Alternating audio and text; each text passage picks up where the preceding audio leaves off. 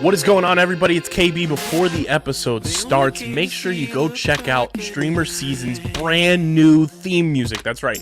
We have full-time, brand new theme music thanks to the newest homie and newest member of the music side of Underground Sports Philadelphia homies. That is Mobley. Stay Volk. His new single is out now. It is linked in the description on YouTube, and you'll be hearing it on audio until we can figure out if we can play it on video on StreamerSZN episodes from here on out. That's our new theme music. Stay Volk. Go download it now wherever you get your music, and go check out the music video on YouTube. But now, let's get into the episode of StreamerSZN.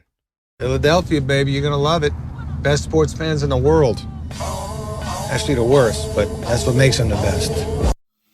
No, I'm worried that I'm gonna get bored out of my mind.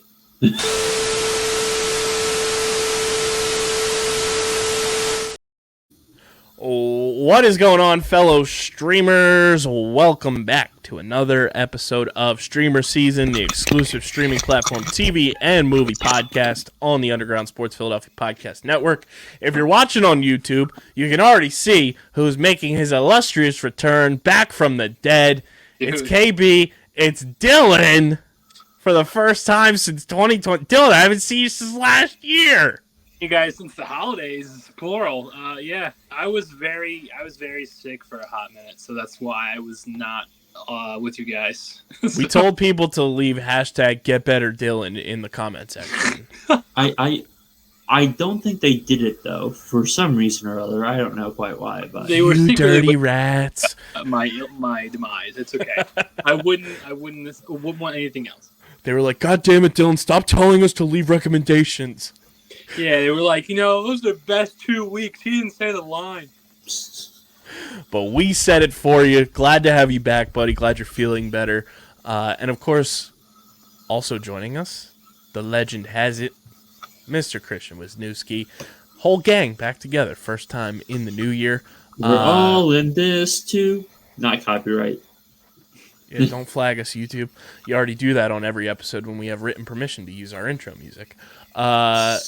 We got some good stuff to dive into. We've got our first shows of 2023 that we'll be watching as a collective. Hell yeah. Hunters Season 2. The Last of Us.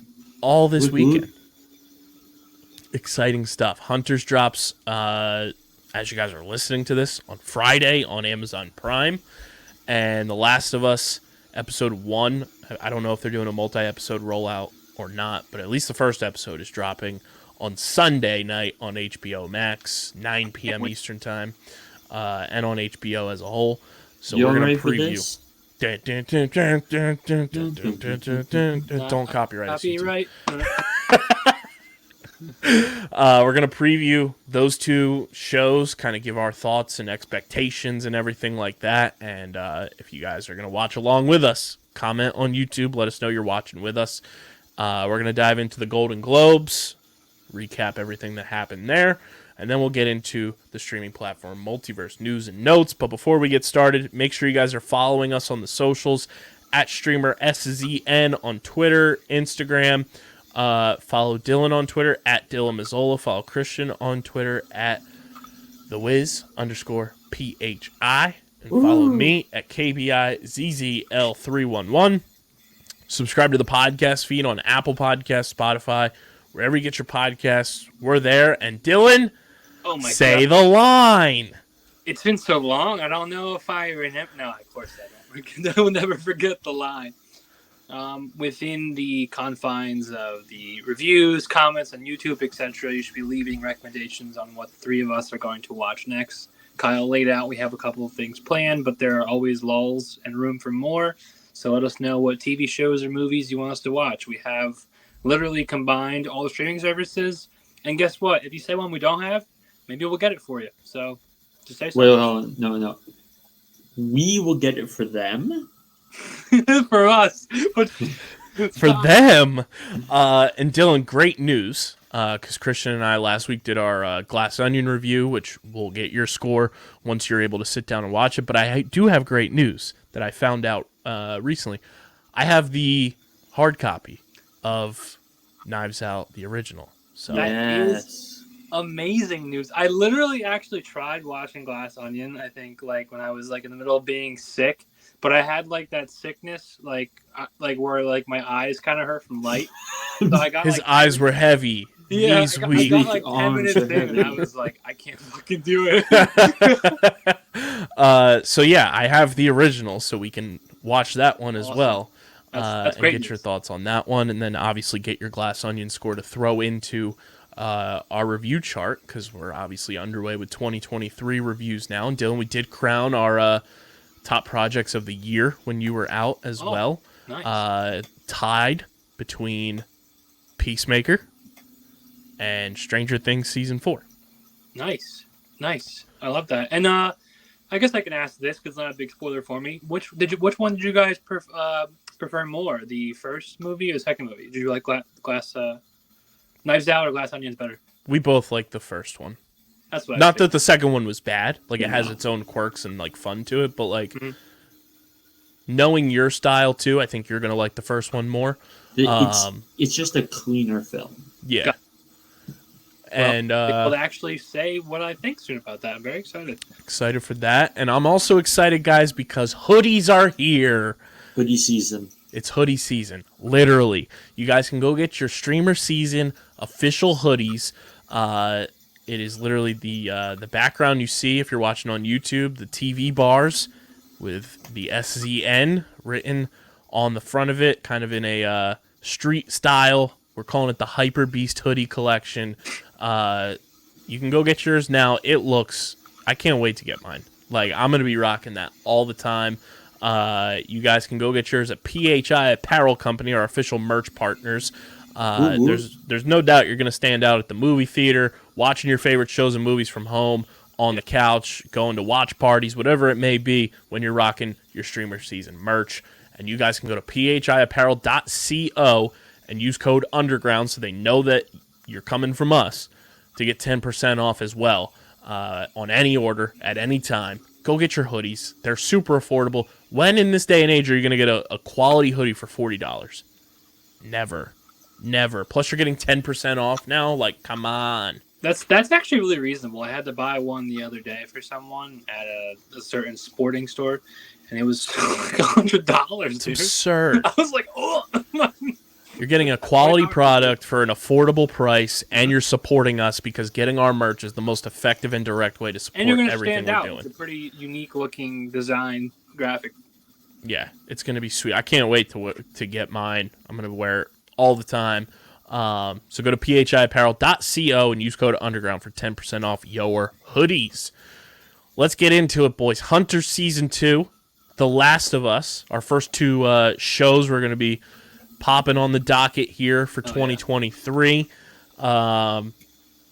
Which one should we start with is the question. Why not start with Hunters? So Hunters is obviously it's a core piece of StreamerSZN lore and history, as it is the first show we ever reviewed on this podcast all the way back in April of 2020. What a time that was. And, I mean, it's a loaded cast. Logan Lerman, Al Pacino, as your, two kind of like mega stars there leading the way. Hunter Season 1 was like some of the most unique, and it's all based on true events too, which I think makes it that much cooler. And Dylan, you being the history guy that I know you are, you'll love that aspect of it because it's all based on true events that happened, post World War II and post, Holocaust era of everything. Season 2, like the way Season 1 ended, not to give any spoilers for anybody who hasn't watched Season 1, but it left you with like that craving for more, and I'm so happy that they're doing Season 2. I am a little bummed that it's going to be the final season, but I hope Amazon does it the right way. Let's go out with a big bang, because the way Season 1 ended was like, holy shit. I don't know the exact episode count of how many episodes are going to be in Season 2, but the way Season 1 left off, I think my biggest thing is, like, I'm excited to see how they just start Season 2. Like, where is it going to pick up at? There was a lot of loose ends left open-ended kind of to really figure out where this season could go. And I think this is just one of those shows as well that kind of flew under the radar during, lockdown and everything. And I'm surprised it didn't get more hype around it than it did. Granted, it is on a more like niche streaming service that is Prime Video, but I'm surprised it didn't get more like bang and more in front of people's faces. That's a good point. I feel like you and only a handful of people like that I know personally, or even like kind of extended circle, like even mentioned the show, like in terms of like watching it. And being online as we all are, I remember I don't think I saw that much social media traction about it either. I didn't see, like, you see posts obviously about Stranger Things, etc., and some more viral shows, Squid Games. But like, I think I saw like one or two posts about Logan Lerman of all people being in it, and that was, that was really it. Like, there wasn't much traction. So definitely like kind of underground, under the radar kind of show. And another selling point: Jordan Peele's an executive producer. That's not a bad thing. He's doing a lot these days. Like I feel like the reason the show didn't gain that much traction is because it's not very prestige-y, nor does it even pop that much. Like it's a based on history series about Nazi hunting. Like, okay, I get what you're saying. There's also like a niche market for it. Is that what you're trying to say? Like in terms. Well, it doesn't quite move. It doesn't quite move the needle per se as much as other stuff could. And I think it's one of those things too that, like, on the surface, yes, I think that is the case for a lot of people, like casually watching it. But once you watch it, I think it does a lot of things really well. With, it kind of has those Tarantino type moments where they're popping up characters the way they do in like Kill Bill and stuff like that. Kind of like Bullet Train did as well, kind of introducing you to characters early on. I did just pull it up here from Collider. Runtime for the episodes is expected to be around the same from season 1, which is about 50 minutes an episode, give or take. Which is pretty standard nowadays for most prestigious dramas. Yeah. And then instead of 10 episodes like season 1, season 2 is only going to be 8 episodes. Phil Abraham is credited as director for 5 of the episodes this season, with episodes written by David J. Rosen, Daria Politan, David Weil, Haley Z. Boston, Tori Sampson, Charlie Kassler, and Tatiana Suarez-Pico. I mean, the 50 minutes I think is solid, especially for the way that they storytell in this show. I think they do a really good job of like captivating you between what is the show's like present day and then doing flashbacks as well. That's a good runtime. I feel like you run the risk if you don't like produce the show like well enough. If you go a little bit longer each episode, the audience might feel that. And likewise, I'm sure we've all watched shows where we feel the episodes are too short, or a little too short, or it feels like it's fast, depending upon the product. So I think 50 minutes, like Christian said, is pretty standard. Yeah, so then we obviously Logan Lerman is back reprising his role. Lena Olin, Josh Radnor, Tiffany Boone, Carol Kane, Louis Azawa, Kate Mulvaney, Dylan Baker, Jerrica Hinton, and Greg Austin are returning to reprise their roles from the first season. And I mean, it's an interesting cast too. Like, obviously Logan Lerman is a name and Al Pacino is the name. I was talking about this with one of my coworkers today at work, and we were like, yeah, like Logan Lerman and Pacino are there like to kind of drive it forward, and then you get the Josh Radnors and stuff like that. If you're a How I Met Your Mother fan, you know him as Ted, and there's a lot of actors, like, you may not know them on the surface, but the way they all kind of meshed in this show and really like bounced off of each other is really impressive.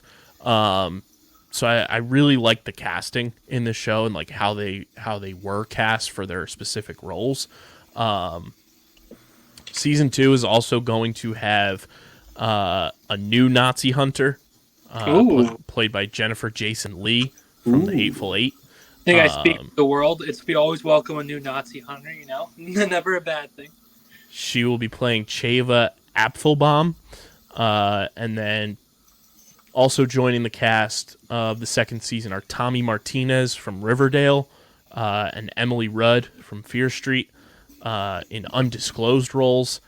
And then we have a big actor, a legendary German actor, Udo, Udo is his first name, Kyer, playing the role of a pretty prominent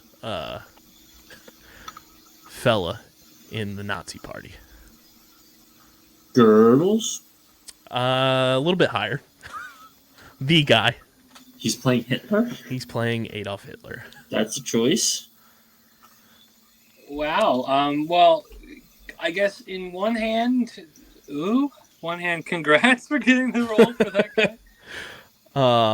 And I mean, the fact that you get like the Jordan Peele mix in as well is it's just gonna be insane. And if you don't know who is playing Hitler, Udo Kier, he's been acting since the late 1960s. And then let's see if I can find the roles here. That name sounds familiar. I'm trying to look at. He was in Swan Song in 2021. Yes, that movie. Oh, dude, this guy's done a lot of stuff. He's like a bad guy in everything. Yeah. He just has a bad guy in everything playing a Nazi. Who would have thought? Who would have thunk? Huh. I'm going to try to pull up his CV listing here.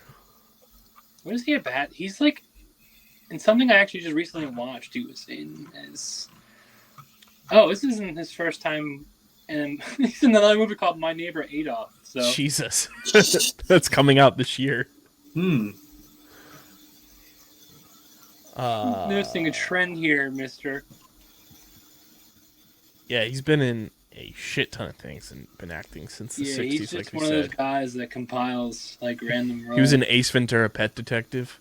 Oh God, he's in so much. I think he's in Yep, that's what he's in. He's in like one of those crappy like Sharknado tier movies called Guy, and that's what he was in. He was also in the 1998 Blade movie as Dragonetti. Yeah, he's in Iron Sky. That's what I watched a couple months ago. Every once in a while, my friends and I watch bad movies on purpose and get kind of we drink some Kenny's, you know, and it was one of those nights. He's an Iron Sky. He's Wolfgang Kurzfleisch. Basically, it was that movie's version of what he's playing in Hunters. And he was born in Lindenthal, Cologne, Germany in 1944. Good for him. This dude has a hell of a lot of acting. He's in mad video games, too, as voice acting. He's in Call of Duty. He's in Far Cry. He was in... Has he done Battlefield? I'm looking. He was in Halloween. He voice acted in Scooby-Doo... He's in a movie Mystery called Incorporated. Werewolf Woman of the SS.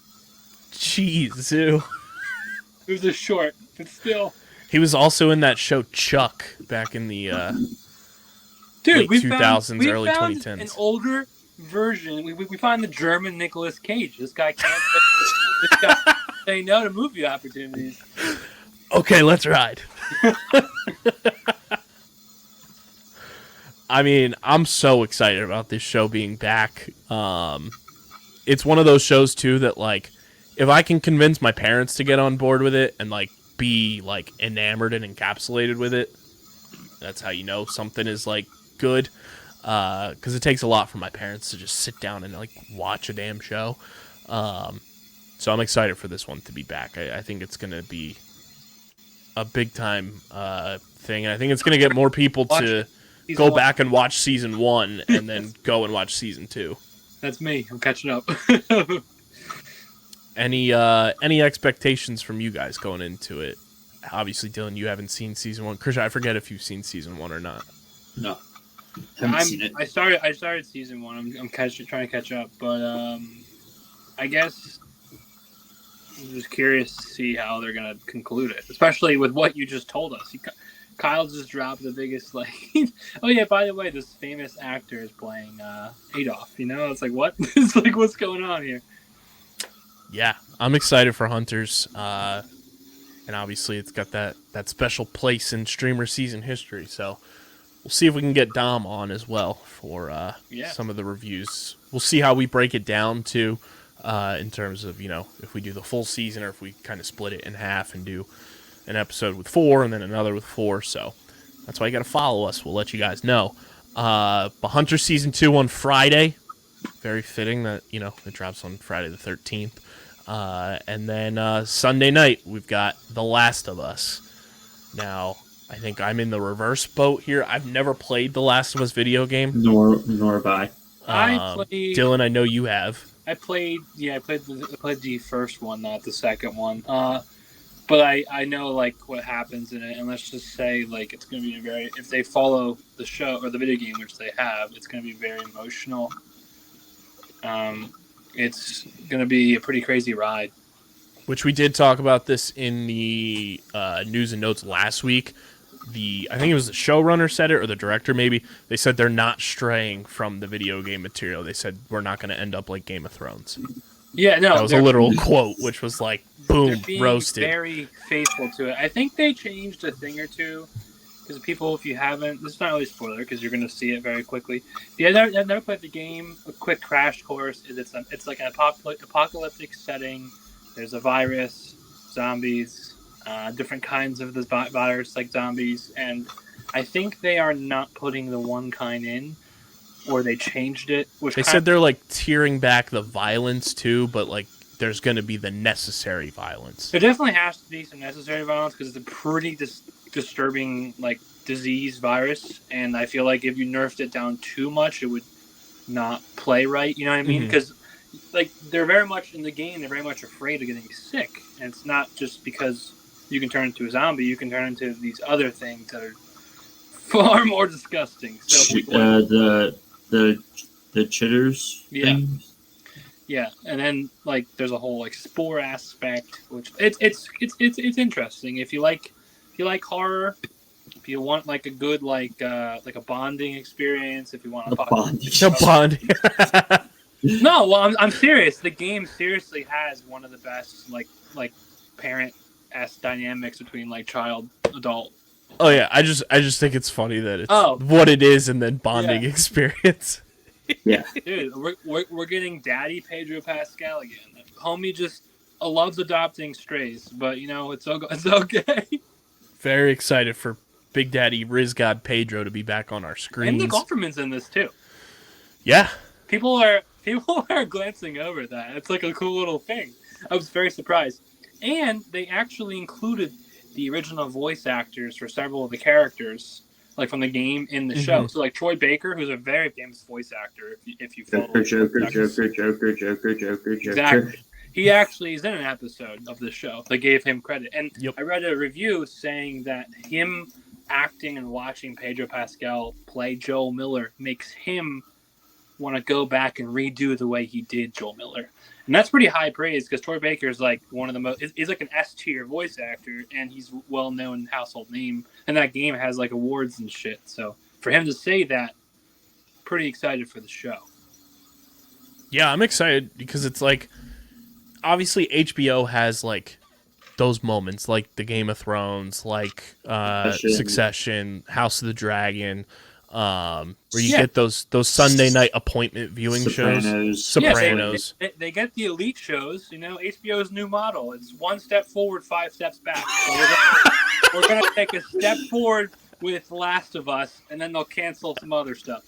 Kyle, we have officially found our clip to post for the podcast. Job well done. You've done what a quote. The new tagline for HBO. Instead of their intro music, it's just going to be Dylan saying that. Hire me, dude. I'll work for your company. I'll get fired next week, though. Yeah, then they'll sell you with their music library. They want to cut off royalties.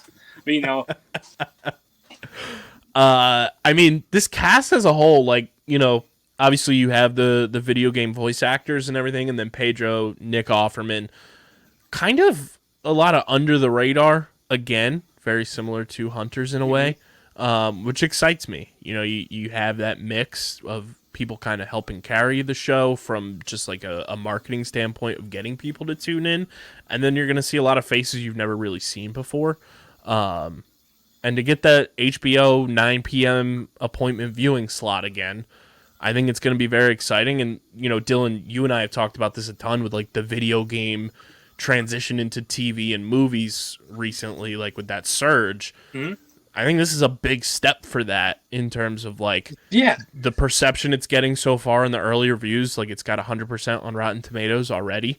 It's a pretty smart ploy because they took one of the best like single player experiences and they are making it into a show, and they casted, like you said, a couple of like high tier actors. And then if you look at like the actor they have playing Tommy Miller, who's a big character in the game and is going to be the show, he's in 9 episodes.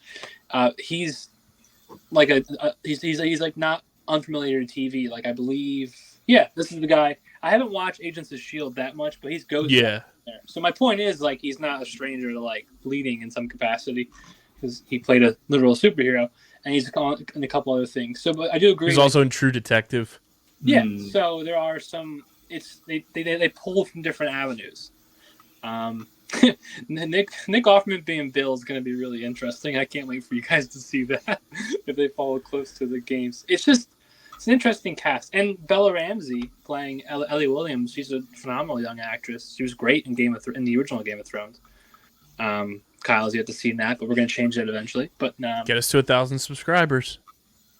Season 1. She's a badass. And Game of Thrones, she's like, I mean, she's tiny. You know, she's still tiny. Who does she play in Game of Thrones? She plays basically like after a while, like obviously people die, and she's like daughter of some house, so she's like the next in line. So like when they're having meetings, this little child comes in with like the fur winter coat, and she's like, "I pledge for you," and she pledges, and then she takes on a giant troll, 1v1, and she may or may not kill it. So just saying, pretty 1v1 me, bro. Yeah, exactly. 360 no scope. It's the troll. But no items, Fox only, Final Destination. Just very excited. I think the video game thing, though, back to that. I think if you pick the right game, not all it matters, but like that's the biggest step, right? Like there are some video games that A, we don't ever want to see as a film because like why? And B, it's like I don't know if you could do that, you know?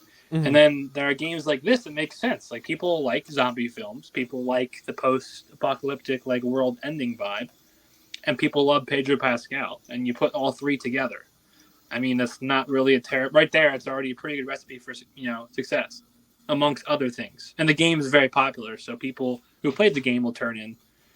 So I'm excited. It's on HBO, which is like not knocking Halo, but Halo was on like I don't want to say like a lesser, but like Paramount. Not everyone uses that streaming service, but HBO, like everyone has HBO, or they because like they claim to have it, or they pirate it because House of Dragons is the most pirated show.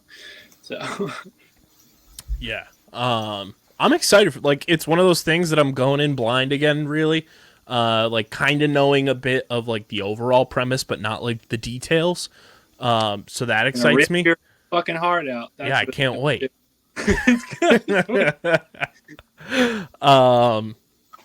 I think this show has like lots of potential to like be.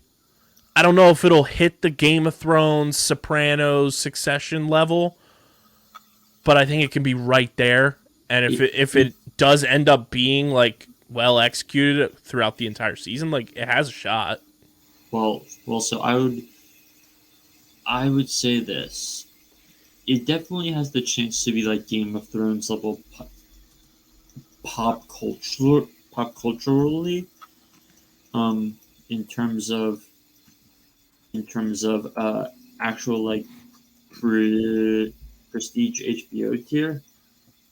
I like saying it's going to reach Sopranos or Succession level when those are like two of the best shows, like two of the top 10, 15 shows this century, is maybe a little aggressive.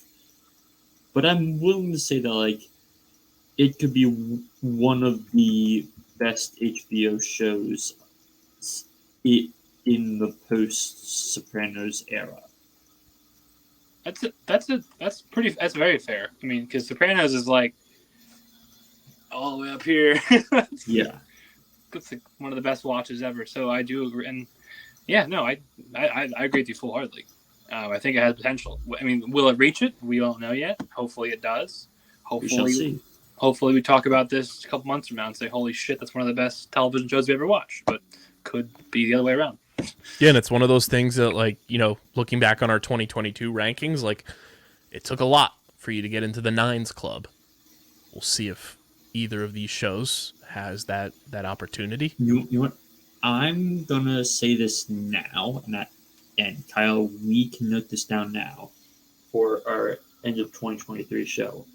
But what was our highest rated show of this past year on average? So it was Peacemaker and Stranger Things season 4, both What? seasons as a whole, at a 9.5 between me and Dylan, because you weren't on for those shows. So I'm going to say, and this may be aggressive, but I think Last of Us may end up ranking higher than both of those. I like the aggression. I like that. I like it. I mean, it's a good.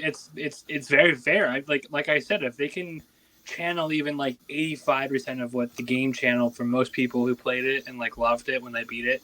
Well, love and cried when you beat it, but nonetheless, it's just like that. That's a good recipe for it. And there's 2 games, so if the show does well, there is material out to, you know what I mean, potentially explore. And they said that there is room for a 3rd game. We talked about that last week too. True. I didn't even really play the second game. I didn't actually play. I just started like doing the watching the Let's Plays stuff, like the walkthroughs. I just didn't feel like buying it. But no, I mean, I'm excited. It's like if what critics are saying is any indication, especially from critics who are heavily invested in it and love the Last of Us video game, we are prepping for an amazing show.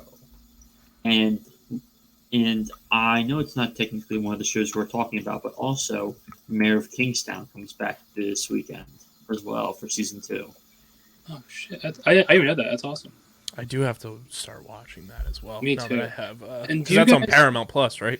Yep, it's a 10-episode first season, and it's Jeremy Renner beating the ever-living shit out of the guy, Which so we it's hope fun to watch. Once again, hopefully Jeremy Renner's making a full recovery. Yeah. Is there any more? Is there any more updates on that? By the way, I haven't seen too much outside of that. He is on his road to recovery. he's not going to lose a leg or anything, right? No, No. because luckily his neighbor Is a doctor? and made a tourniquet on his leg to help prevent full blood loss. We had a crazy day or week with celebrities. We had that. We had obviously the Bill situation. We had the ex running back. What's it, Peyton Hillis. Yeah, I was like checking the news. I was like, oh my god, what's up? What's going on? Right. The new It's year is off crazy. to a terrible start. I just was kind of It's one more crazy. thing about not about the show. Do you guys think if this show does as well as like what Christian was talking about? Do you think this opens the door for like more, I guess, studio / streaming services to make the leap in producing video game movies? Yeah. They say So yes and no.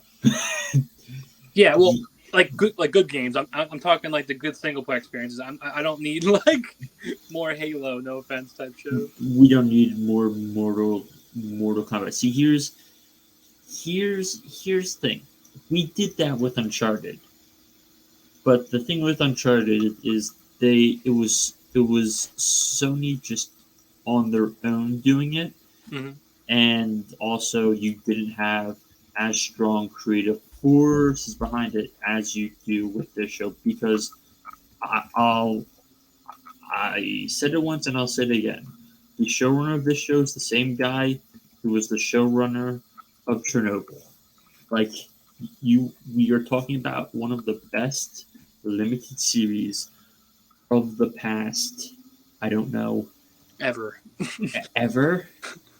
And he's the guy running the show. So my whole thing with projects like this is, it's like, if you can get proven talent on to make these things, then absolutely 100% give it a shot. But you have to have a proven strong creative force heading these shows or movies, and not just like first or second time directors, unless they've really established themselves. Like for example, some people may or may not know, Netflix is reportedly working on a BioShock show, and it's like, okay, I don't trust you at all. And that goes by your theory. If they nail the director and get a decent cast, it might be okay. But if they don't, it might come off as literal dog shit.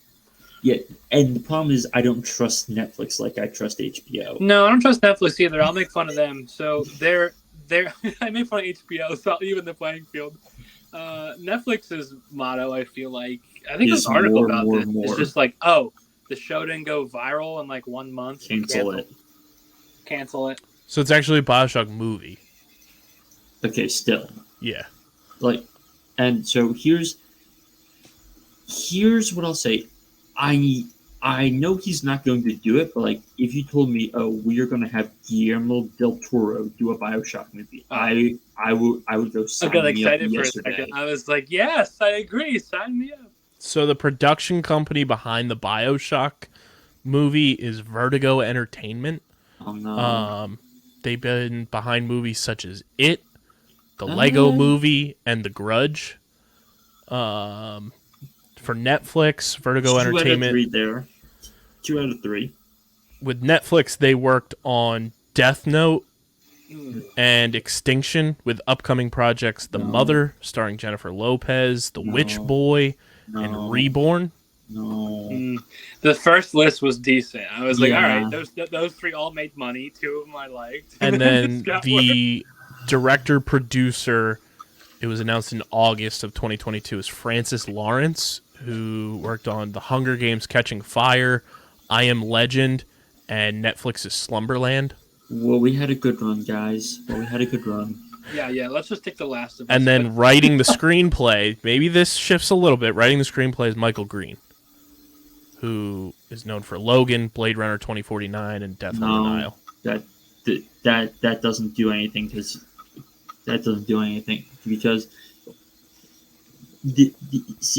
here's the thing. Logan works because it's James Mangold directing. Blade Runner 2049 works because it's Denis Villeneuve. Death on the Nile doesn't work because it's Kenneth Branagh.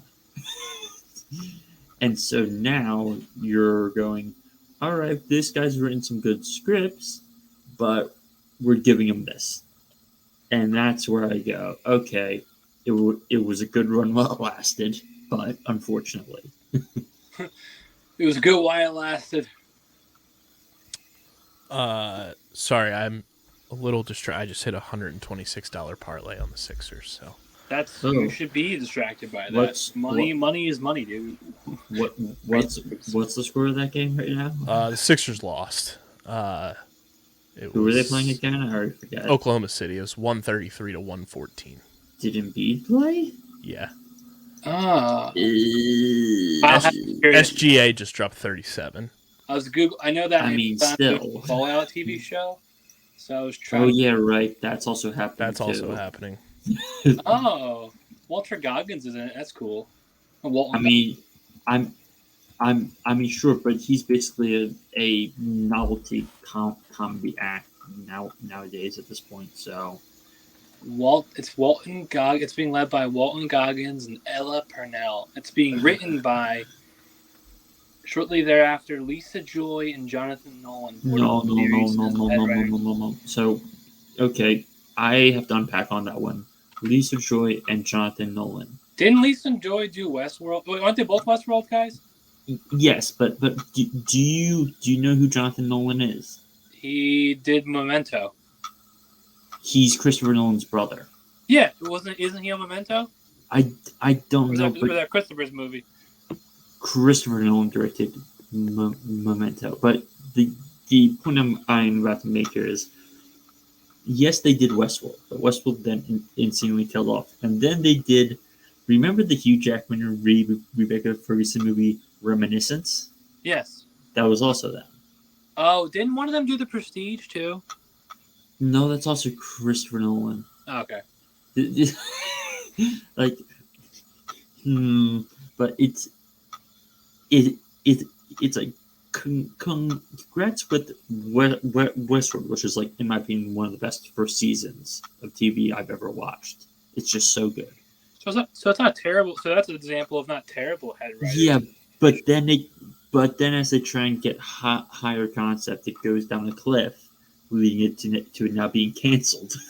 Yeah. Shout out Pat Pitts' brother, one of the It does say writers for the on Fallout Westworld. show that they're working with closely with the game studio, like the actual game studios. I don't care if they're working with the game studio. He said, "I don't care if they're working with The the dude King of England." Geneva, Robertson, Dwart, and Graham Wagner were hired.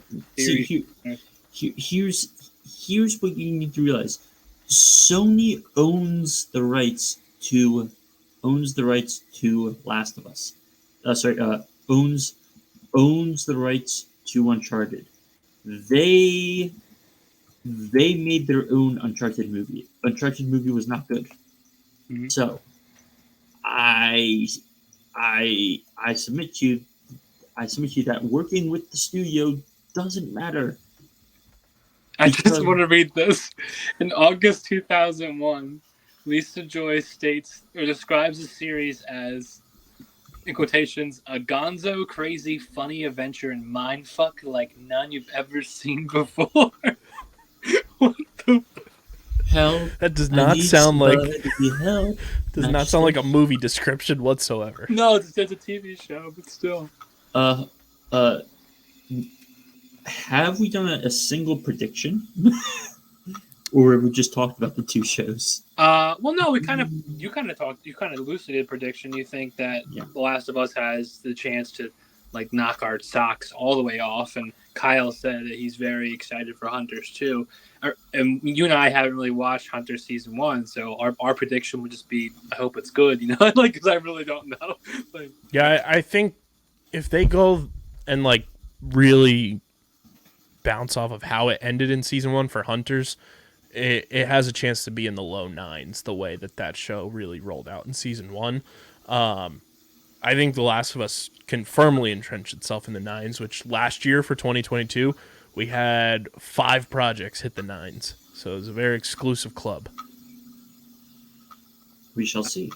Which there might be 6 because we didn't get Christian's full Andor review. So we said that on last week's episode too, that we reserve the right to adjust Andor into the 9s. It did finish at an 8.7 with just the 2 scores, but we'll see if we get our first couple 9s to start the year or where we end up. What is your actual prediction score wise?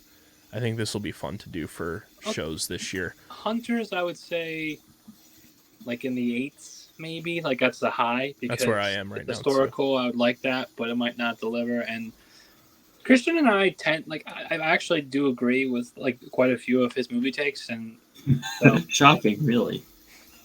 No, I think we have similar minds on certain things, and then not. So I think when you were talking about Hunters, we both have a limited knowledge. I was agreeing with what you were saying, and it made sense. So I would say 8. And then as for Last of Us, this has potential to be my highest score ever on the show, and that is slightly biased because I do love Pedro Pascal more than most people. But I can't say that. I think America loves him at this point. But my whole point is, I'm very excited for that show. 9s for sure. Christian, what do you think for the 2 shows? Where are you kind of predicting them to wind up? And then obviously we'll go back and see. Hunters, I don't think I can give a solid prediction on where we all feel like it's going to land, but I can safely say that I'm probably going to have The Last of Us as one of my 2-3 best shows of the year, because simply it's going to have to compete for me against Succession. But I think it was my second highest rated prestige show of the year on our list we made. Mm-hmm. So I legitimately think it has a chance to be absolutely great. I know so many people who are absolutely excited for it. This could be and should be the best video game adaptation of anything ever, pretty much. Yeah. So, yeah, I'm excited for it. Yeah, I think Hunter Season 2, just on the surface right now, I think I'm going to have it in the high 8s. There's a lot of things, obviously me having more knowledge of Season 1, like there's a lot of the questions from Season 1 that I just want answered, and hopefully they do get answered. So I have high expectations for it, so I'm having it in the high 8s right now. And then The Last of Us, I mean, I got to ride with you guys. I'm gonna say it's gonna wind up in the 9s and give us our first 9 of 2023. I'm with it. I'm here for it. I hope it does. So that is a little preview there for our first 2 shows we'll be tackling in the new year with Hunter Season 2, The Last of Us. So stay tuned for all of our coverage on those shows. Very excited about both of them. Let's get to the old awards. The Golden Globes happened this week on Tuesday. Obviously, had to happen on Tuesday because we had NFL on Sunday and we had College Football National Championship on Monday. So the Golden Globes were going up on a Tuesday. Tuesday. Quite the Solomon Grundy born on a Tuesday.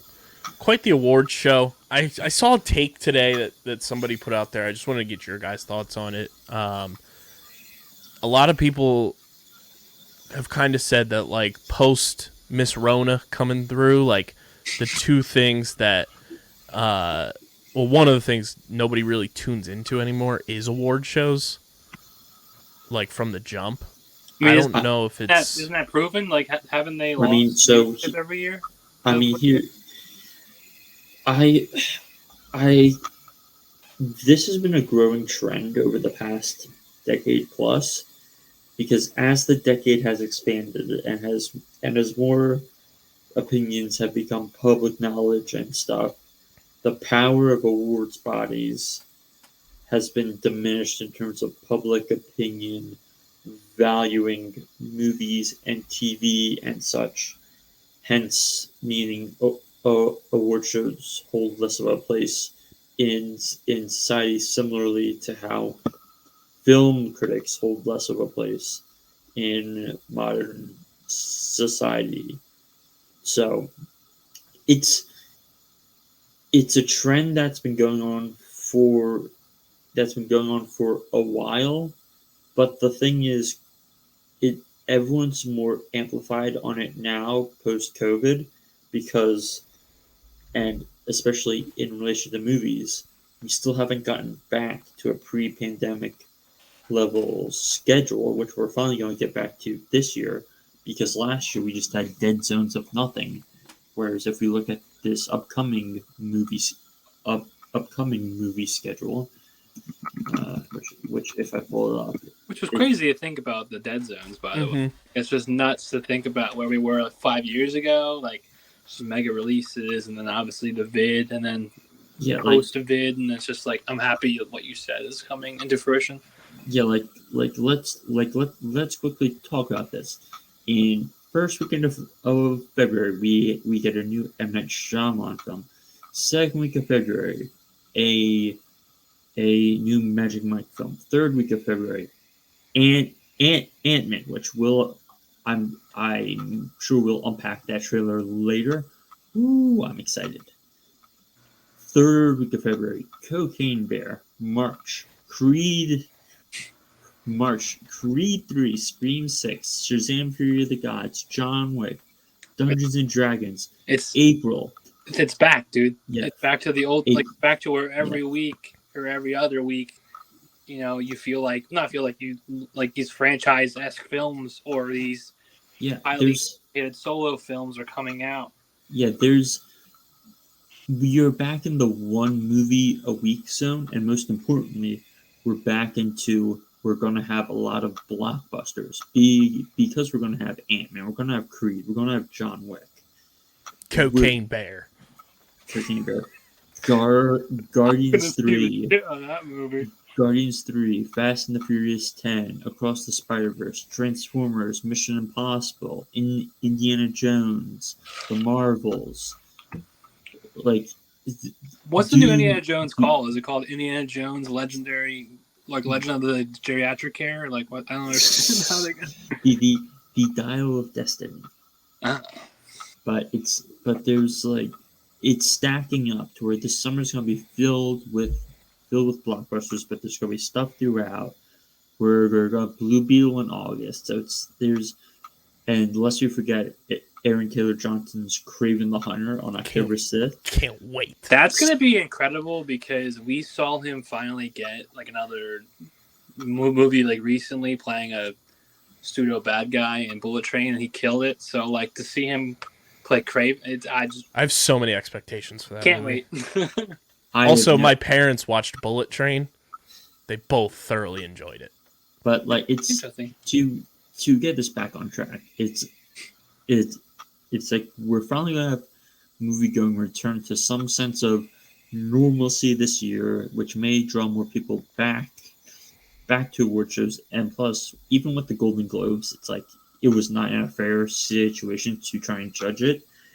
When it comes to the Oscars, that will be the more interesting thing to see, because how much will it potentially improve from last year compared to it was in 2019, 2018? Like that I think will be the real judge, because especially when it comes to stuff like the Grammys, like I don't think people care about the Grammys anymore. Yeah, I was gonna say, I feel like most of the awards people don't care about. I think Oscars was a great mention by you because that still has like some power to degree and like the name to it, and people, I feel like the casual, like not a movie snob, but the casual person listening or not listening, I feel like the Oscars holds the most value, so they tune in because they want to see, which is also ironic too, because a lot of the films that ends up being nominated for the Oscars, like I feel like some like every other year when I'm watching it, there are films I'm like, I don't even know this is a movie. Like, I don't even know what this was,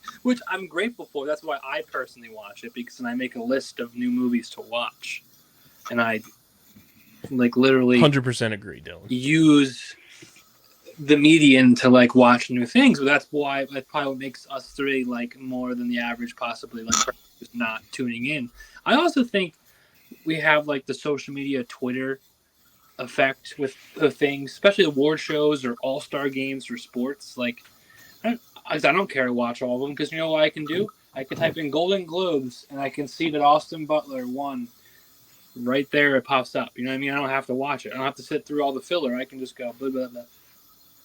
And if you don't really are not invested, or if an actor you personally don't like is not nominated, then you don't feel obligated. Which that was my third point. I feel like with what Christian was saying, people actually seeing movies again will help, because they'll be exposed to the same actors and new actors, and they might want to see and follow that actor's career via award shows.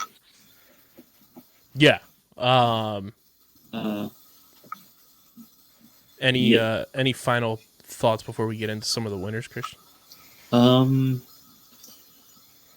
I guess I'll say this about the show. It was too damn long. That's what I heard. And also, God bless Gerard Carmichael for trying, but he did a lot of humor that didn't quite land. For example, he made a joke about how Tom Cruise gave back his Golden Globes, and he had 3 Golden Globes in his hands, so he made a joke about trading them for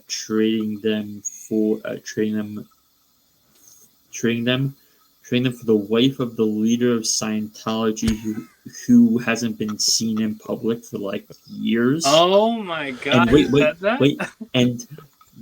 And then introduced Glenn Powell from Top Gun Maverick. Bro. And then he had also made a joke about watching The Fabelmans with Kanye, and Spielberg is Jewish, and he made a joke about Kanye being a changed man, and I'm just like,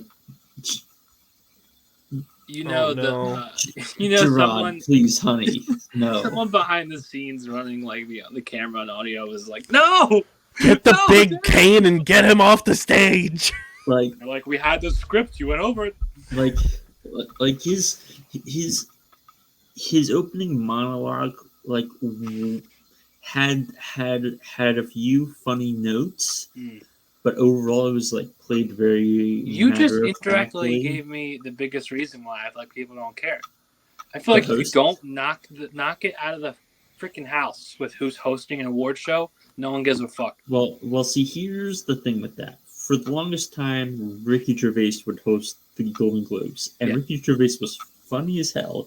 Because he would literally say, "I don't care," and then roast the ever-living shit out of all of the people in the room. For example, in 2020, the 2020 Golden Globes, he said this joke, and I quote, "It was a big year for pedophile movies." Wait.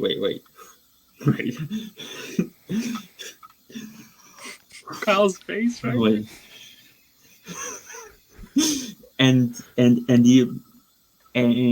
he followed it by saying this: "Surviving R. Kelly, Leaving Neverland, 2 popes." Jesus. And no, Kyle, you and I have to do a piece of YouTube content when we go back and watch Ricky Gervais's old Golden Globe stuff, because it's filled with that. He also made a joke. He also made a joke about how with streaming services taking over the awards, that if ISIS started a streaming service, you would go work for it. But golly, but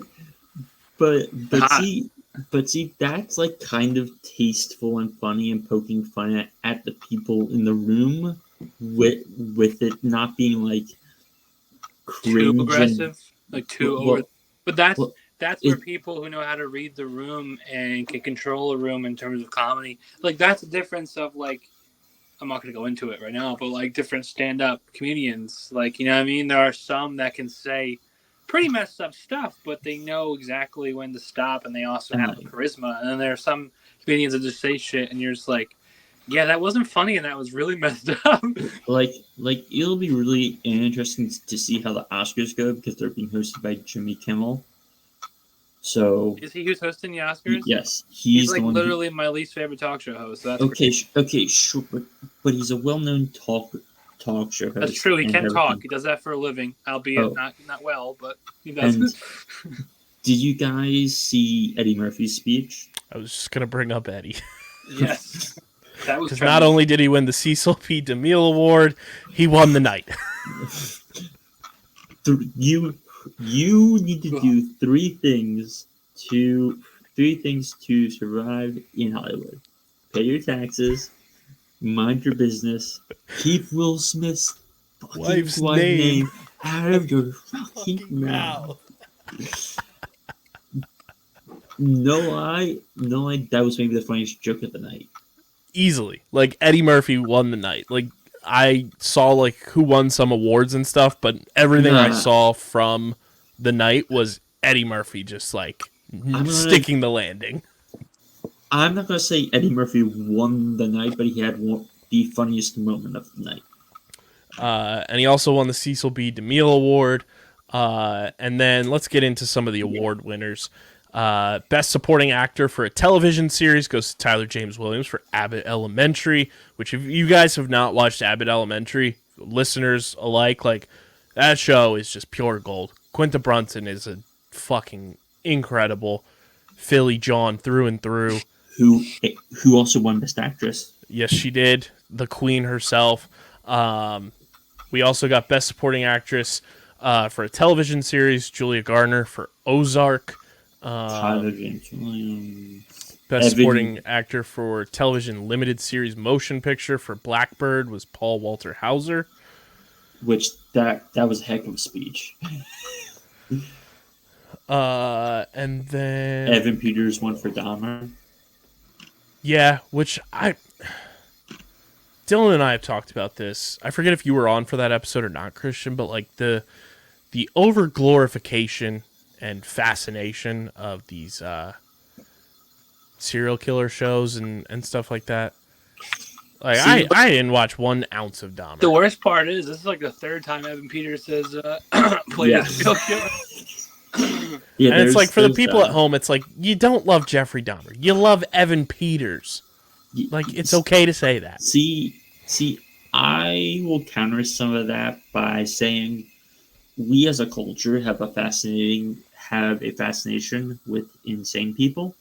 Yes, 100%. So I don't blame him for anything. And plus, I mean, David Fincher has made his whole career off of it, and that's why Mindhunter exists on Netflix. And without Mindhunter, we don't get Dahmer and all that stuff. So, I do like what Evan Peters said, though. He said he hopes something good comes out of the series and everything. So, shout out EP. He's one of my boys. Jennifer Coolidge wins for Best Supporting Actress for limited TV series motion picture for White Lotus. I heard good things about that show, though. I haven't watched it yet. Yeah, I've heard a lot of people really like it. Best TV actor for a musical/comedy series, which me personally, I hate that they combine those two categories together, but that's just my personal preference. But Jeremy Allen White wins for The Bear. Yeah. And then for musical comedy series, Best TV Actress, the Queen herself, Quinta Brunson. Kevin Costner wins Best Actor for a Drama Series for Yellowstone. Some would say he's untouchable. Hey-o. And our newest member of Underground Sports Philadelphia, new co-host of the Get in the Hole podcast, Jake Dippold, quote tweeted our episode, Christian, when we did our most anticipated. He said it's Yellowstone and it's not number 2. So he's a big Yellowstone guy. True. Yellowstone wasn't number 2. It was number 12, right? Number 12. Ouch. Clip it, roasted. post it, tag him. Clip it, post it, tag him. Do it. Next up, Best Television Actress for a Drama Series goes to the one and only Zendaya for Euphoria. Like we mentioned, Evan Peters won for limited series, anthology, or television motion picture for Dahmer. Same thing on the actress side, goes to Amanda Seyfried for The Dropout. And then Best Limited Series for an anthology series or TV motion picture goes to The White Lotus. Backtracking here. Next one, Best Musical Comedy Series, Abbott Elementary. It's fantastic. It hits home for, our side of the country, too, being in Philadelphia. So, Best Drama Series goes to House of the Dragon. Shout out. Which, what's funny about that is the guy who went up to accept the award is now leaving the show because they wouldn't make his wife a producer on the show. Yep. Isn't great. it ironic? And then Best Song for a Motion Picture. Well, slow down. So that's TV Wrapped. Overall thoughts on TV? I mean, you got the big hitters in there winning their respective awards, like House of the Dragon, White Lotus, Dahmer getting recognized. Abbott Elementary is fantastic. I think across the board did really, really well in terms of prediction-wise and, just the big names getting the awards. I've never watched Euphoria, so I can't speak on, I'm sure Zendaya is good in that show. I have a good Euphoria story for Off Pod. Okay. See, I tried watching. I got 2 episodes in, and I'm like, this show isn't for me. Yeah, Just I think it's didn't do it. people, myself included, because I watched a trailer and I was like, yeah, no. It's pretty wild. I watched a couple episodes. It's wild. So I can't speak on behalf of a lot of the TV shows that were nominated, honestly. But Okay. House of the Dragon. I did watch that. Did I get like the dub. All right, Kyle. I watched Barry. You know what? I could have seen a world in which Bill Hader won for Barry. That show's goated. Yeah, so that was the one character where it's like, oh, this is a happy surprise, because while I really enjoyed the bear, like I didn't expect him to win, but I was happy to see him win. Mhm. Hence, That's a show I gotta watch too. Dude, Barry's No. awesome. It's great. well, which Watching him. I mean the Show? bear. The bear. Oh, Bear? Okay. those episodes are only like a half hour each. So Yeah. Now that I have Hulu, so. But if you want to watch the show Barry, Kyle, I'm down to watch that with you. I love that show. Best song for a motion picture to kick off the movie side of things. Christian, take the floor. not to. This made me outrageously happy, and you guys don't understand because you haven't watched RRR. RRR rules. RRR is the best possible version of a Michael Bay film. You showed me the Wonderful. trailer last week. It's stupid. It's wonderful. I love it. And this song is the iconic part of the movie. You guys know what the Chinese theater is, right? Yes. They had a showing there. It sold out in 90 seconds online. And when the song plays, people literally go up to the screen in bunches and dance. What? That's crazy. And Dylan, for context, this song beat out a Taylor Swift song, It beat out Rihanna, song. Lady Gaga, Rihanna, and Alexander Desplat from Pinocchio. Unreal. Classic, like, unreal. That's incredible. I love that. Wait, is RRR, is that like the crazy? It's a foreign film. Is it a Bollywood film or is it not Bollywood? It's a Tollywood film. Okay, thank you. But which is also from India, but it's a different part with a different sensibility. yeah, I saw a clip where he like fights a tiger or something. Yes. Okay, so it's great, yeah. stupendous, I didn't amazing actually film. watch the film, but yeah, it looks crazy. Best score for a motion picture goes to Justin Hurwitz for Babylon. Expected.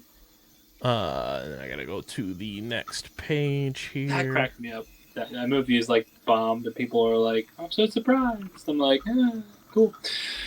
The best picture for a non-English language, formerly foreign language film goes to Argentina, 1985. Okay, so I have to unpack this one because this was the legitimately biggest shock of the night. Because Wait, All Quiet on the Western Front, was that nominated? Yes, it was. So the thing with this is, this film was firmly running fourth. The film that one was firmly running fourth in terms of the Oscars, and this is when the Golden Globes did their own. Oh wait, we are actually the Golden Globes moment. We do stupid shit stuff, and they gave this film Best International Feature when it was the number 5 of all 5. Wow. I thought All Quiet on the Western Front would win that. I was moved by that movie when I watched it. See, this film, that category should have been won by RRR or All Quiet or Decision to Leave, which was one of the 10 best movies I saw last year by the Great South Korean filmmaker Park Chan-wook. Yeah, those three, and then Close from the Netherlands, France, Belgium. Oh, I think I did see Decision to Leave. It's like a detective, right? Yeah, I did see this. that film rules. That film was pretty cool, dude. But it's just like, how did Argentina in 1985 win? Like that was the one moment when everyone in the film community just went, "What?" Excuse me. Yeah, exactly. Like that was quite literally the collective reaction where it's like, that wasn't supposed to happen. Wild. Like, Yeah. I knew some of the movies in there, but I didn't even know that one. Best picture for animated goes to Guillermo del Toro's Pinocchio. Deserved and it's winning the Oscar. That's all I have to say. Yeah, I'm looking at the other ones that are nominated. Like, there's duh. I will say, Turning Red. I've heard multiple people not saying that it should have won. Like, I think Pinocchio should have won. I've heard very good things about the Marcel the Shell with shoes on. Yes. It it does have a very good like cult-ish following. From Internet 1.0 days. Yeah. And then Puss in Boots: The Last Wish is doing phenomenal. So, next up was Best Screenplay for a Motion Picture. Banshees of the... I can't read. Banshees of Inisherin. There we go. Hey, film, I watched that. Martin McDonough wins that one. It's on HBO Max right now. And then Best Director for a Motion Picture for The Fabelmans, the one and only Steven Spielberg. Yeah. Ah, yes, another fine addition to his collection. Take that, James Cameron. Was he nominated? Oh, he was. Yeah. I'm just making funnies. Next award. Oh, Daniel Kwan should have won. Thank you. Well, so here's... Well, I'll unpack all the Oscar stuff when we finish all of this. But yeah, anyway, continue, Kyle. Your movie wins for Best Supporting Actor Motion Picture, Christian. And Best Actress. Have at it. Ke Huy Quan, the king, the man who's been waiting for this for so long. You may know him as Short Round from Indiana Jones and the Temple of Doom. You may know him as Data from The Goonies. You may know him from Encino Man. Was out of acting for a long time. Came back in this film. Gives one of the performances of the year. Every speech he gives is so great. He's such a nice guy. He's amazing in the film, and he's going to be in Loki season 2. So even better. Just couldn't happen to a better guy. Did you see the story too about how he got cast for that? Yeah, but did you hear the story of who his agent is? I did not, but just so Dylan knows, Kevin Feige asked him personally to join the MCU. That's awesome. Talk about a good comeback story. And a great speech, too. A great speech. Golden Globe and then getting invited to a money-making franchise such as Marvel. Not bad. Not bad at all. So do you guys remember Chunk from The Goonies? Yes. Well, Chunk is all grown up now. Chunk is also now a Hollywood talent agent who negotiated his contract for Everything Everywhere All at Once. That's wild. Chunk negotiated Data's contract. That's wild. That's sick. A good old chunk of data right there. Waka waka. Best Supporting Actress for a Motion Picture goes to the Queen herself, Angela Bassett, for Black Panther: Wakanda Forever.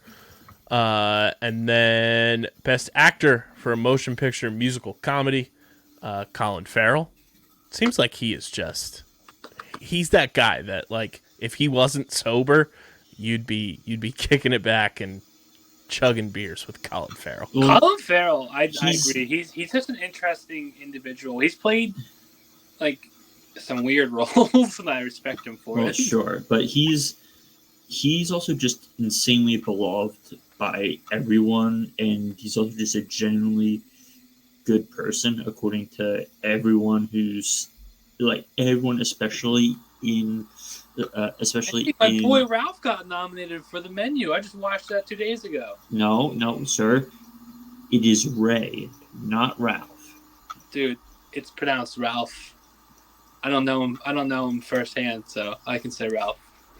Sure. That's what they all say. I wish I knew it. Christian, if I knew him firsthand, I'd pronounce his name properly. But, yeah. Anyway, Kyle, get us back on track. So Colin Farrell, and then your movie, once again, Christian, Michelle Yeoh wins for Best Actress. Once again, another great speech. Thoughts on the movies, Christian, since you are the movie expert? Do you want just my overall thoughts on the movies or how all of this impacts the Oscars? I'll start there. Yeah. That Kyle, doesn't answer the question. Why not both? Okay, there we go. I figured you meant we'll start with what you said first and then the Oscars impact. Okay, so thoughts on the movies overall. I'm happy in terms of everything that basically got everything that got nominated. The Golden Globes too love to do some weird stuff, but it's the Golden Globes. They do what they do. Some films I would have liked to see be nominated, but didn't get nominated. I mean, it's kind of all the category fraud stuff there, where one notable film I'll bring up is After Sun, which stars Paul Mescal. It was done by first-time director Charlotte Wells. It's a film about a father and daughter going on a Turkish vacation, and it is a film that will break you. It's an amazing film. It's a small indie film. It has helped get Paul Mescal to be a big name now, because he's now going to be in Gladiator 2 as the star of that film, and as well as taking Blake Jenner's spot in the film adaptation of Merrily We Will Along. So Kyle, he's doing a musical that's being filmed over the next 20 years. So Stoked. yeah, he's that's the one film where it's I really wish this would have been there. And I mean, I would have loved to have RRR win, but Globes are going to globe. It is what it is. Decision to Leave also deserves more nominations because that film's so well crafted. But in terms of the Oscars, not much has changed at this point, because all the Globes pretty much did is the Golden Globes historically really like Martin McDonagh, and so even though it beat out Everything Everywhere All at Once, and they also doubled their voting body, I'm not going to say Banshees is the front runner, because, as we like to say, what is each film's Oscar-winning package? And the thing is, Fabelmans is firmly running third right now, simply because it's very much a shot to win director, but in every other category, it's got slim shots of winning. So that, and winning director and picture hasn't happened in decades, and so then you're staring down the barrel of the Banshees of Inisherin and Everything Everywhere All at Once, because they are going to get actor wins. Michelle Yeoh could win Best Actress, but she's up against tough competition in Cate Blanchett, who was great in Tar. Colin Farrell's going to be fighting all Austin Butler for Best Actor. Farrell could win because everyone loves Colin Farrell. Supporting actor, it's already locked up. You can place a bet on it now. I know it would be horrible odds, but he's winning no matter what. Supporting actress is the weird spot in all this, because yes, Angela Bassett's maybe the front runner now, but Carrie Condon's lurking for the Banshees of Inisherin. Stephanie Sue and Jamie Lee Curtis are looking for Everything Everywhere All at Once. So that's a spot where they can gain an advantage there. Best screenplay is going to be between Banshees, Tar, and Everything Everywhere All at Once. And the interesting thing with screenplay is screenplay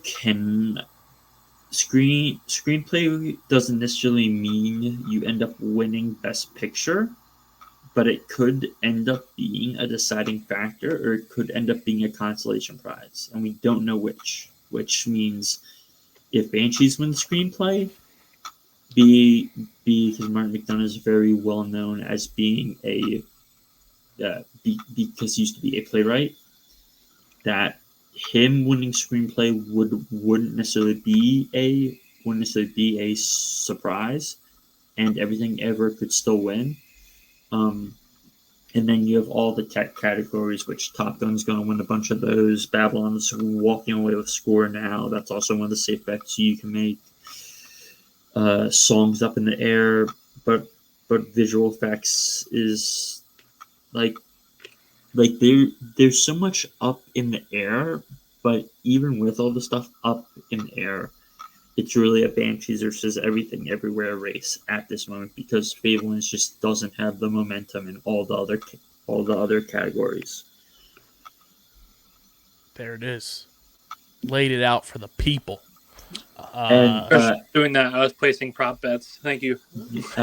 And one other thing I want to say, best foreign language film is, we don't know what's going to happen now, because the thing is, RRR won't be eligible for it at the Oscars because India was selfish and decided not to select it as their submission, which we can fight them over that. But it's basically going to be Decision to Leave versus All Quiet on the Western Front most likely. And what makes that interesting is All Quiet on the Western Front's a very Oscar-y film.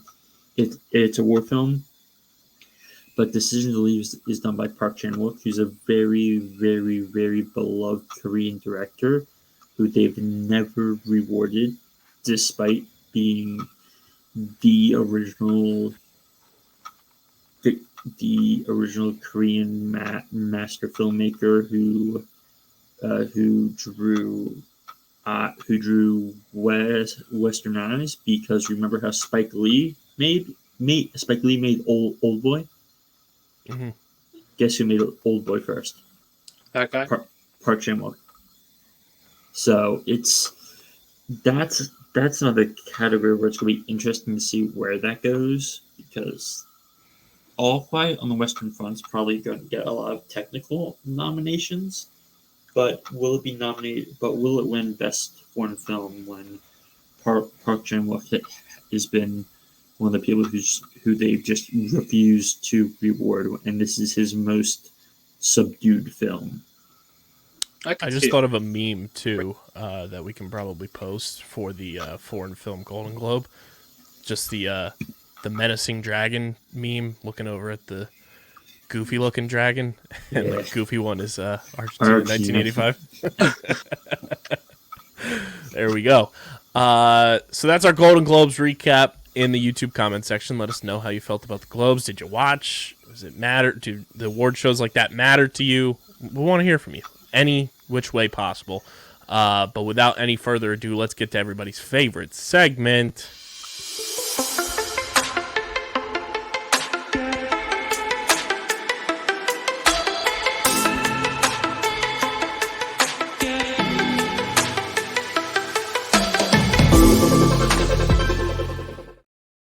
It is the streaming platform Multiverse News and Notes, brought to you by our friends over at Kenwood Beer, Dylan's favorite beer of choice when he's watching his favorite shows and movies. You guys can go to kenwoodbeer.com, use the all-new and improved Kenny tracker to see who's got Kenny's on tap in the Philadelphia area. Go to your local liquor store in Philadelphia or in the area to grab your cases of Kenny's. Or if you're going to the Wells Fargo Center to take in the Sixers, the Wings, the Flyers, or Villanova basketball, you can get Big Kenny's now at the Wells Fargo Center. You got to be 21 or older to do so, and of course, please drink responsibly.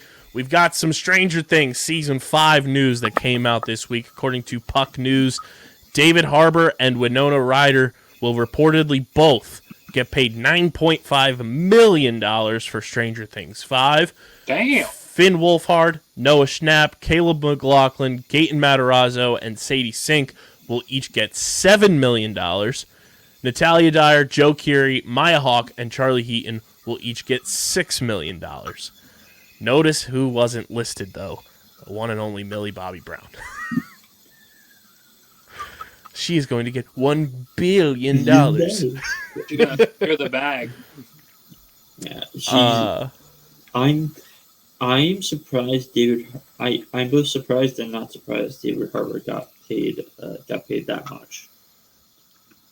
From that aspect, it just tells me like Hopper's gonna have a massive play in season 5.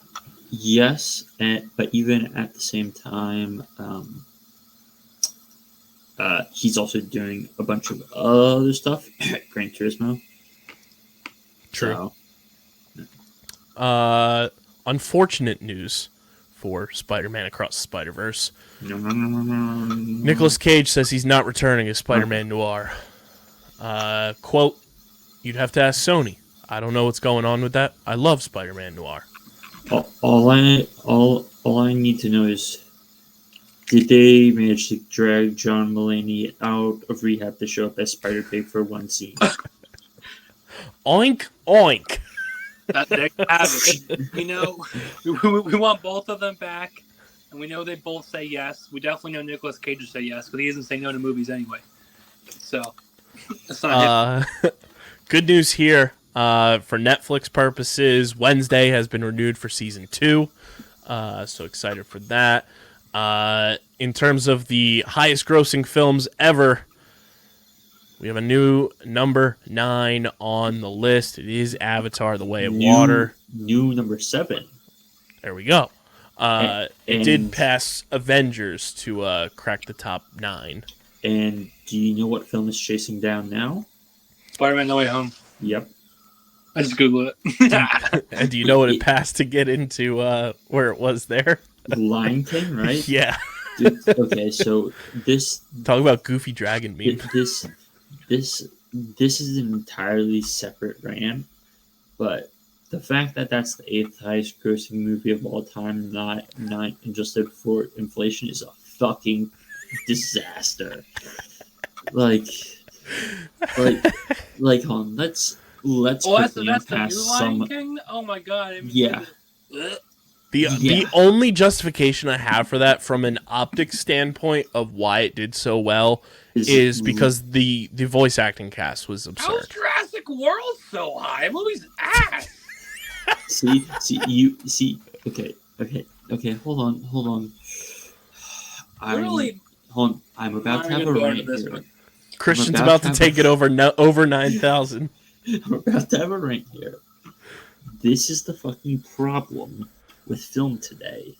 Because the problem with film today is all we get is fucking IP. That's all we fucking get. And that's all you shitters go to see at the fucking box office. And guess what, guys? Here's the fucking problem with that. We then don't get the other fucking films that actually deserve the money. Yeah. Because hold on, let's just, for the sake Because of essentially kindness, most of the movies that have grossed over $1 billion are all Right? franchises. right? Avatar, Titanic, Avengers Endgame, Star Wars 7, Avengers Infinity War, Spider-Man No Way Home, Avatar 2, Jurassic World, Lion King Remake, The Avengers, Furious 7. That makes a little sense just from a Hey, Top Gun Mavericks deserve. That was a good film. 13 is Frozen 2. There's a second one? Right? Wait. There's a second Frozen? Yes. yeah. 14, Avengers Age of Ultron. 15, Black Panther, which, sure, fine, yeah. 16, Harry Potter, Deathly Hallows Makes Part sense. 2. I had a lot of hype. 17, Star Wars 7. 18, Jurassic World Fallen Kingdom. Oh, that one really sucked. Wait, Star Wars 7's on there twice? Star Wars 8. Oh, okay. Ugh. No, right? Number 20, live action Beauty and the Beast, starring Emma Watson. Well, a lot of kids probably saw that. That makes sense. Iron Man 3 is 23rd. Fate of the Furious is 22nd. And see, here's my thing. If I scroll down far enough, after wading through all of the IP, Ew, Aquaman was 26. excluding animated films, the next non-franchise movie is non-animated, non-IP, non-biopic film appears at number 69. Nice. And wait, it's a Chinese film that it's a Chinese film that only got released in China that made $902 million. Giggity goddamn. And you just keep scrolling, and there's no live action non-IP films till you get to 87 at inception. Like, that's the My favorite movie I ever. didn't see this, but at 47, wouldn't Zootopia kind of be a standalone thing? Because it's not really a... He said not animated. Okay, not animated. Gotcha. Zootopia was fantastic. You see, I say non-animated because those films get the kids go to see them with their parents' boost. Yeah. So it's just like, guys, please, I'm fucking begging you. Like here's the state. E.T. is number 100. And that was released in the 80s, and it made $792 million. That's a good profit, though, for that time period. Yes, but the fact that, like, that's like the fourth or fifth non-IP, non-animated English language film at 100. It's also kind of sad it's still 100, too, if you think about it in that term. Like, you know what I mean? You think there should be more films that have passed it. Yeah, it makes me upsetty spaghetti. Think about it. Like we're talking about, now that cinema's back, we're getting movies left and right. So you would hope films... Let's get Cocaine Bear in the top 100. No, I am telling you this now. Mission Impossible: Dead Reckoning Part 2 is cracking the top 100 because the last film was like 102, and this film's gonna be even bigger, even better, and it's gonna get the Top Gun bump. True. So, I'm gonna make Christian more upsetty spaghetti right now. oh dear. Paul Mescal will reportedly star in Ridley Scott's Gladiator 2. Okay, so Kyle, I already said that this episode, but like circling back to prior conversations we've had, it's like, why does this film exist? Because I don't know why we need a Gladiator 2, and plus they're not even doing the fun Gladiator 2 script. Which do you know what that script was? I do not. Maximus fights through hell. What? Maximus fights through the literal underworld after dying in the first film, and instead we're getting the son of Joaquin Phoenix's character grown up. I think. Yeah, is that Lucius? I don't know the name. That is the character Paul Mescal is playing. Sounds like I'll wait for it to awkwardly be on cable and then just watch it. That is the definition by textbook of a TBS on a Saturday afternoon movie. Yeah, I'm not going to say you're wrong. I'm home. I just made food. I'm flipping through the channels, and I'm like, oh. You did some cleaning earlier in the day. I saw the first one. Maybe I'll halfway through. I'm like, yeah. It's got commercials every 5 minutes. Halfway through, I just can't stomach it anymore, and I flip. Actors who met for the role, though, were Miles Teller, Austin Butler, Richard Madden, and Timothée Chalamet. Okay, so the Timothée Chalamet one was debunked by his agent. Fair enough. According to Jimmy Fallon, might be the first time we've referenced him as a source, Ana de Armas says that there will be a fight scene between her character and John Wick in the ballerina spin-off film. I'll take it. Sold. Wait, what? Quote, Keanu and I are rehearsing our very difficult stunt scene, and this man is just rolling and throwing me and doing crazy stunts, and I'm like, I can't complain anymore. Sexy. Because he is doing it. He truly is the best. That's hot. Hey yo. Next up here, Bonk. Dylan and Christian. I have Dune Part 2 update. I'm sure you saw this, Christian. Oh yeah. I don't like sand. Rorschach, right? Tim Blake Nelson has been cast in Dune Part 2. He'll probably play Count Fenring. That's everyone's best guess because he seems like a Fenring according to most people. We talked about this earlier in the show, oddly enough. Tim Miller is going to direct reshoots for the live-action Borderlands movie because Eli Roth had scheduling conflicts, but I don't know if we talked about the cast for this. It's pretty, Pretty stacked. Well-known cast. Kate Blanchett, Jack Black, Jamie Lee Curtis, Kevin Hart, Ariana Greenblatt, who was young Gamora and young Nina in the Heights, Florian Munteanu, and Edgar Ramirez. Okay. Not bad. I didn't realize there was that many big names in that either. What was that for? Borderlands? Borderlands. Kevin Hart's definitely a claptrap. I'm pretty sure he is. Jack Black is Claptrap. Oh, Kevin Hart is playing Roland. What? Oh, well, yeah. Kate Blanchett is Lilith. Jamie Lee Curtis is Dr. Tanis. Ariana Greenblatt is Tiny Tina. Florian is Krieg, and then Edgar Ramirez is Atlas. Tiny Tina is a very interesting video game character.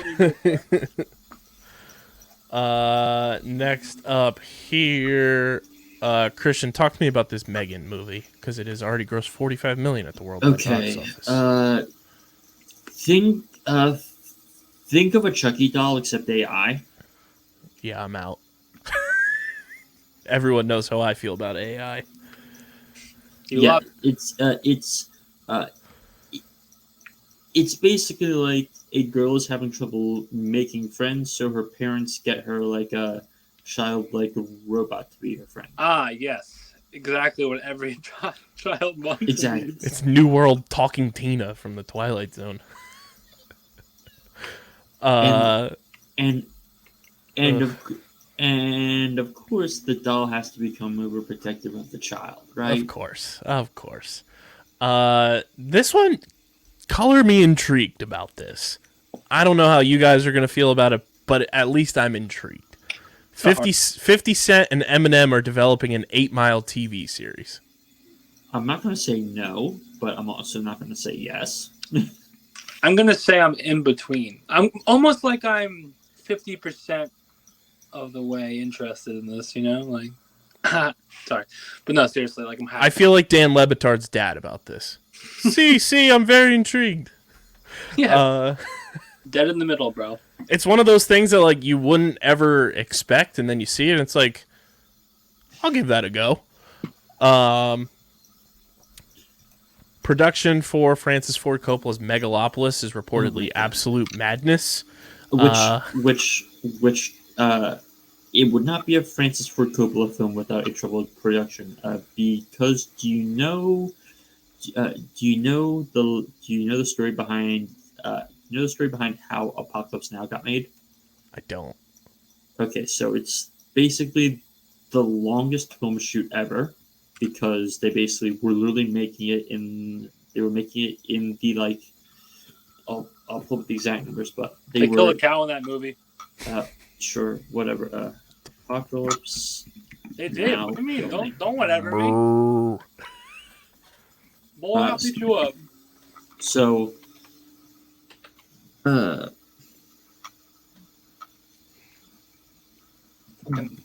they recast the star during it. It was originally supposed to be Harvey Keitel. It then became Martin Sheen.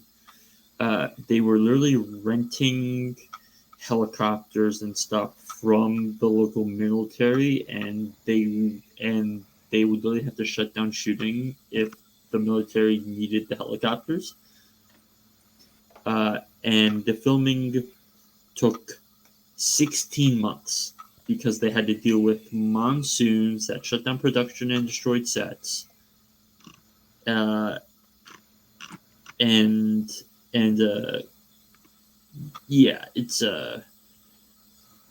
it's considered one of the worst shoots of all time, and yet it was a masterpiece. So, and there's a long lineage of films being absolute shooting disasters, but turning out to be masterpieces. But did somebody say Martin Sheen on a baseball card? That's insane. That's a great film, though. But like I'd say, it's probably one of my favorite war films. yeah, but the best way to put it is like this. Francis Ford Coppola films always have issues, as was shown on the Paramount Plus show The Offer, where the making of The Godfather had to contend with the mob opposing the movie. Yeah, the listing for Megalopolis' issues looks like just movie version of Twitter. Because Dylan, I'm going to read this off for you. They tried virtual production tech before pivoting to green screen. Almost the entire VFX was fired. What the fuck? The film now has no art department. What film is this? Megalopolis. Francis Ford Coppola's new film, which Kyle, read what that film is supposed to be about real quick, all right? And then the last thing also, it says unknown if production can go forward. But Kyle, tell us all what the premise of that film is supposed to be, then read off the cast. I'm pulling it up right here. The premise is, in New York, a woman is divided between loyalties to her father, who has a classical view of society, and her lover, who is more progressive and ready for the future. And starring yeah, Adam Driver, Forrest Whitaker, Natalie Emanuel, John Voight, Lawrence Fishburne, Aubrey Plaza, Shia LaBeouf, Jason Schwartzman, Grace Vanderwall, Catherine Hunter, Talia Shire, and Dustin Hoffman. Yeah, and so basically what this film is supposed to be about is basically after a disaster in New York, there is a war of opinions to basically decide how they're going to rebuild the city, in what type of style. Jason Schwartzman cracks me up whenever I look at his picture. Sorry. I'm a child. That just sounds like a mess. Dylan, are you ready to feel old? You like doing this. I love it, because it makes me feel old, too. Yeah. Mutual oldness. 24 years ago this week. Oh. Wait a second. I feel like go ahead. The Sopranos premiered. I saw that on Twitter, and I wanted to just jump off the work building, bro. It's so long. Literally, it's funny because I watched that in the age I should not have watched it at. My dad, like, when I was old enough to, like, process TV, he was like, you want to watch Sopranos? Like, suddenly turned super Italian, like, actual Italian, not the fake Italian, the Jersey Italian. And I was like, yeah, Dad, I want to watch it. And then we watched it. And I also watched Scarface, so. Pine Barrens is one of the best episodes of TV ever, and you can't tell me otherwise. Yeah, that's it's probably. I mean, not probably is up there. I don't know. I'm not even sure what I would compare that to. That's a whole other conversation. Jesus, that's crazy to think about. Oh my God, yeah. Sorry, I'll be wild. Have you guys seen the logos for the Spider People in Across the Spider-Verse? Yep. Yes. All the way in, Kyle. They look so good. I'm very excited about that. They look so good. I can't wait for that movie. And then last bit here, we obviously got the trailer for Ant-Man and the Wasp: Quantumania. Looks pretty good. Majors, baby.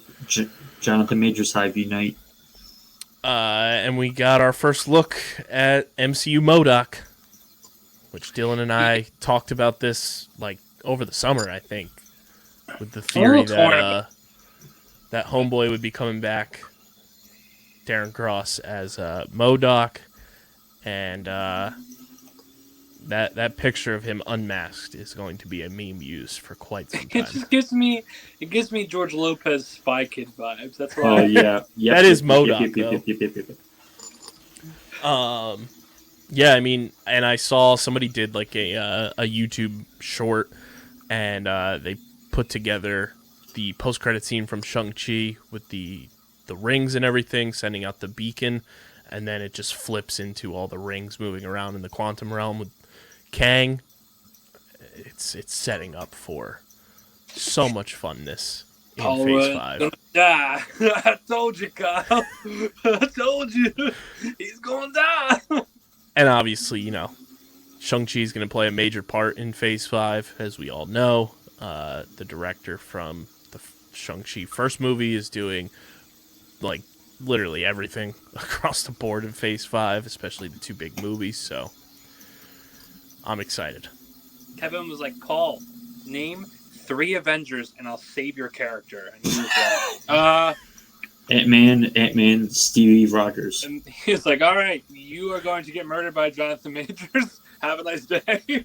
No, I don't think I will. Also, Uh, he's probably like, yeah, okay. It's about a month away from Quantumania, and I don't know if Christian knows this, but Dylan knows. I have 2 more movies to watch for my MCU full-blown catch-up. Yeah, Ant-Man weenie. And it's both Ant-Man movies. I forget which one. The one Ant-Man film I very much enjoyed. The other one I didn't. I don't remember because I haven't watched them in a while. But I love Paul Rudd. He's one of those guys that growing up, I mean, you guys probably obviously watched movies at the minute. I feel like he was in countless just movies randomly, like to get to where he is now. And I just can I introduce you to the perks of being a wallflower? Yes. Where he plays the best teacher ever. Look at us. I just watched that a couple days ago with my girlfriend. Yeah, I'm excited to dive into Ant-Man fully, and Quantumania is going to be a banger. Also, some unfortunate alleged news that has come out over the last hour or so. The co-creator of Rick and Morty, Justin Roiland, has been charged with domestic assault. That's not ideal. Not ideal whatsoever.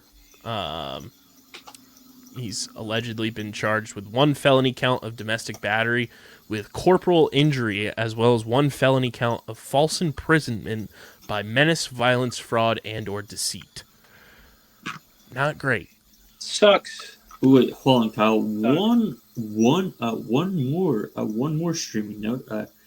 As was announced earlier today, The Great Drive to Survive Season 5 comes the last Friday of February. I'll take that. And then we also got our 2 what the fuck moments of the day. The Passion of the Christ sequel is happening. Mel Gibson. The what now? He's coming, dude. And then we're getting a Zoe 101 movie. I don't Zoe know 102. Don't because know why. that show was so great the first time around. Let's do it again. I mean, I thought the show had its perks for when Is it did history come going to out. repeat itself? Are they going to have someone going to get pregnant and then ruin the show? Well, speaking of that, I was mind blown because my dad turns on the mindless TV and it's young Sheldon, and Jamie Lynn Spears is a core character on that show. I did not know that because Neither did I. I was like, what? But that's all we got for you guys this week. Obviously, next week we'll have some Hunters breakdowns, some Last of Us Episode 1 breakdown, and then we'll keep it rolling.